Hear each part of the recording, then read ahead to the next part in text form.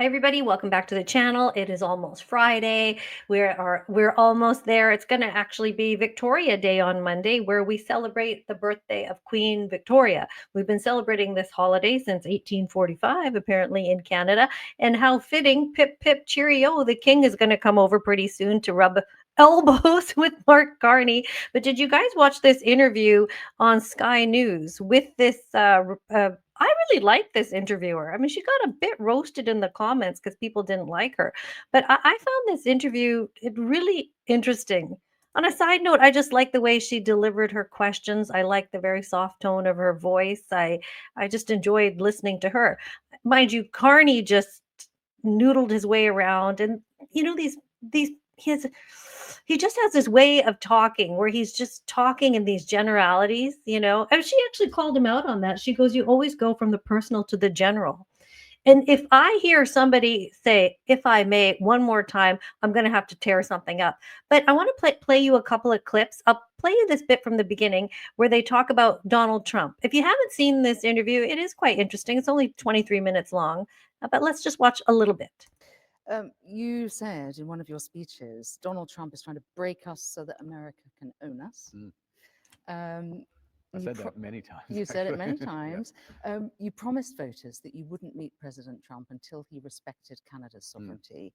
There you were in the Oval Office. I'm sure you enjoyed that a lot. With him calling Canada the 51st state to your face. So the question is, why did you meet him? Well, a couple of things. One, he was expressing a desire. He wasn't calling. He'd shifted from the expectation to a desire for that to happen. He was also. I don't think Trump ever said it was an expectation. He always just said it should be. We got to get rid of that invisible line. What a beautiful thing it would be. What a beautiful marriage it would be. He always kind of said stuff like that. It wasn't like a direct expectation. I always thought he was just teasing us and teasing Trudeau. Coming from a place where he recognized that that wasn't going to happen. I made it clear to him in that context. And the other aspect of it was that for a period of time, he wasn't providing the respect to this office, to my predecessor in this office, that it deserved. Deserved. I think you got exactly what you deserved, for goodness sake. This host, I think her name is Martha Washington. She got some criticism for saying at one point in this interview, "You're tiny military. You've got a tiny military." Carney did try to pump up and defend our military and military spending. But because the king is coming, let's just listen to this little bit about King Charles and who exactly asked him to come.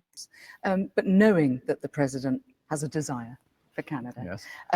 Part of what you're doing is symbolic, isn't it? You're inviting King Charles to come here to this building, Yes. to open Parliament. Are you trying to send a message to the US president? Well, I think His Majesty coming sends a message first and foremost to Canadians. It is a message of sovereignty, and I think one of the points I've made from the start of when I first became Prime Minister is to emphasize that Canada it's an amazing country, best country in the world. I'll add for your viewers. I'd be surprised if you didn't say that. Exactly. Best country in the world that I chose not to live in for most of my adult life, but never mind. But it is founded on Indigenous peoples. The English and the French, three peoples founded this country. In effect, we've come a long way in reconciliation with the Indigenous people. Now we are one of the most diverse societies, and so the point to be made from the history, the lineage, go back to our head of state, but also a reminder. I don't know. I'm already bored. Like I can't listen to any more of him with the answer. I just find that's why. That's why I'll say it again, is that that's why Trump is so refreshing. I'm not trying to be the Trump cheerleader here because I know they're friends and they all do business together, but it's just refreshing to hear somebody talk, not like a construction worker or guy on the job, but a little bit just to talk straight and be very frank. I like that. Most politicians talk in these very strange platitudes, and to me this is not normal talk. It's not how a person talks. So I find this unrelatable, but this is how they talk. Now, I want to get to the part of the interview that I found the most interesting, like the way that I haven't watched anybody else's video on this, but this is my what I found the most interesting. I like the fact how she always says, you go from the personal to the general. But she literally to his face called him the ultimate inside Davos man. I know that you like to go from the personal to the general pretty quickly, but I'd like to talk to you a little bit about your values as a leader, if I may. You're new to If I may. politics, but you have been the ultimate insider. You've been called Davos man. You sort of represent the establishment, rules-based order. A lot of that is in retreat. It's mistrusted by people because they feel like it's failed them. Do you accept any of that? Well, there's a lot in that question. Has there been a cost of living crisis, including in Canada? Yes. Has inequality gone up in a number of countries? Yes. But that's not what she's asking about. She's specifically asking him about his Davos, WEF, elitist connections almost, this worldly aspect of him, this ultimate inside man. But he's just steering the conversation somewhere else. Not in Canada, actually, following. As he would do, because why would he even want to give us real answers about that? I mean, he should.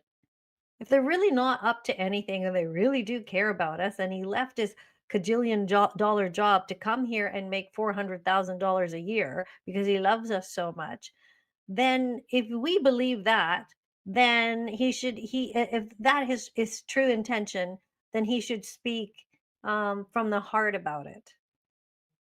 But that's not what I'm getting here. Following transfers. So inequality has actually flatlined and gone slightly down in Canada the last several years. Are there challenges with globalization and tilting of vote? Absolutely. I've identified those over time. So there are a series of those issues. I like this shot. And they are real and they translate to people. And people want solutions. Now, the solution that Canadians chose is me.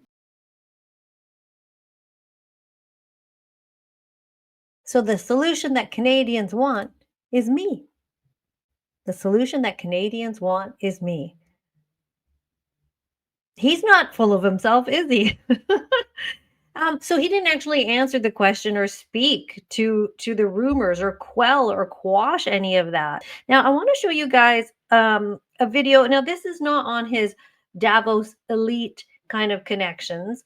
This is kind of on his business connections, because I think he's very two-faced. Like when he gets in a room with Trump, he's going to schmooze and he's going to be nice to him. When he's outside of that room doing press and stuff like that, he acts almost as if that it's not going to be on videotape, and that he's talking in the kitchen table, around the kitchen table with his friends or something, because he disses him, because he knows that dissing him is what gained him popularity in Canada.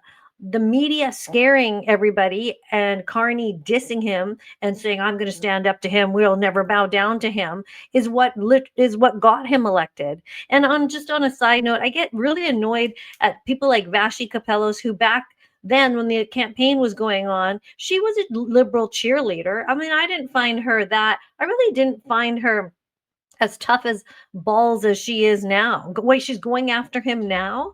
And then it does make me feel like this is all theater. Although I know how CTV works. I know that, I don't know, maybe they did rein her in a little bit to get the liberals in, to keep the funding going, so that she kind of, got in line, because she knew what the narrative was. And now that he's been elected, now she's acting all tough as. And it is annoying. It's like, why, you're tough. You should have been tough before. Okay, I went on a little tangent there. I'm going to show you this video. You guys let me know what you think about this. This is Carney's business connections. Question mark. If Carney becomes prime minister, who will he really answer to? If it only ended there. But when we question Mark, it just goes so much deeper. At the same time Mark was sitting on Strife's board, he was also the chairman of both Bloomberg and Brookfield until March of 2025. Bloomberg being a $22.5 billion company and Brookfield being a $60 billion company. Both companies share strong financial ties to Donald Trump and Elon Musk. Bloomberg, based in New York, provides technology tools for financial data and analytics and financial news reporting. And while Michael Bloomberg and Donald Trump are rivals, the two have strong beneficial business ties with each other. Brookfield, formerly based in Toronto, Canada, manages almost $1 trillion of assets in the real estate and renewable power sectors. Brookfield invested over $375 million into Trump's Washington, D.C. hotel, now rebranded as the Waldorf Astoria. Not to mention Brookfield's $250 million investment to help finance Elon Musk's buyout of Twitter, now X. Under Carney's leadership, this was a significant investment. That's not the only connection. Remember Musk's The Boring Company? The company's goal is to revolutionize transportation by building high-speed underground tunnels to relieve traffic congestion. Brookfield and Sequoia were heavy investors in The Boring Company, funding a big portion of Musk's $670 million Series C raise. But here's where Mark Carney's story really gets interesting. Just 6 days after Donald Trump won the 2024 election and hinted at tariffs on Canadian businesses, Mark Carney moved Brookfield and its trillion-dollar asset portfolio out of Canada and into New York. Think about that. Almost $1 trillion of assets under the control of Mark Carney pulled out of Canada. That doesn't seem to benefit Canadians as much as it benefits Mark Carney and Americans. And what about the $25 billion Ontario Teachers Pension Fund? Managed by Brookfield under Mark Carney's leadership, it was moved in 2021 from Ontario to Bermuda. Bermuda is a notorious tax haven that protects businesses under a shroud of secrecy. Question mark. Why? These are all good questions. I thought that was a good piece, right? And the concepts she's talking about in that video have been reported time and time again. They're not reported by the mainstream media, so the general public is just kind of glazes. They never even see this stuff. A lot of this stuff isn't shown to them. If only. But, Carney really comes off as this, like, maybe slightly charming, very serious politician, banker who is going to make the right decision because he's kind of sensible. He doesn't seem brash or uncouth, but at the end of the day, I mean, he's a banker.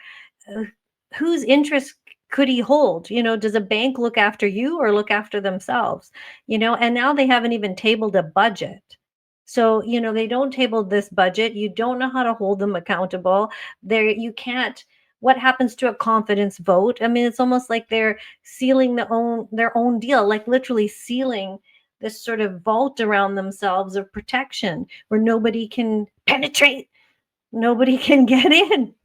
It's very bizarre. It's a bit scary, but because I'm seeing the economic downturn of Canada while I look around me. The economy is not doing well. So step it up. Step it up. We really don't want you. In 18 months from now, I'd love to see another election.